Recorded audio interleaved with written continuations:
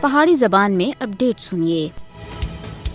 مقبوضہ جموں کشمیر دے وچ 10 لاکھ بھارتی قابض فوجیاں دے بندوقے دے سائے دے اندر انتخابات کیتے جا رہے ہیں۔ ایک دھوکھے تھے علاوہ اور کچھ بھی نہیں ہے۔ مقبوضہ جموں کشمیر وچ انتخابات دا مقصد لوکاں دی توجہ تحریک آزادی کشمیر تھی ہٹانی ہے۔ 2019 دے غیر قانونی اقدامات دا مقصد ہی خطے دے آبادیاتی اور انتخابی منظرنامے کو بٹانا ہے۔ مودی حکومت لکھاں غیر مقامی باشنداں دے واسطے ووٹنگ دے عارضی حقوق تے مقبوضہ جموں کشمیر دی سیاسی خود مختاری کو اور زیادہ کمزور کرنے دی ناکام کوشش کر رہی ہے۔ ہیرا پھیری والے انتخابی اصلاحات سن مقبوضہ جموں کشمیر دی حقیقی کشمیری قیادت دے سیاسی نمائندگی انہاں کولوں کھس کی دی ہے۔ لیفٹیننٹ گورنر دے اختیارات وچ بعدہ کشمیری عوام کو حق راہی دہی تھی محروم کرنے دے واسطے ایک اور قدم ہے۔ لیفٹیننٹ گورنر دے ان اختیارات وچ بعدہ کر کے مقبوضہ جموں کشمیر وچ مستقبل دی کسی بھی منتخب حکومت دے اختیارات کو کاٹ کر کے مسلمانوں دے سیاسی اثر رسوخ کو ختم کرنا ہے۔ مودی حکومت مقبوضہ جموں کشمیر وچ ڈونگ انتخابات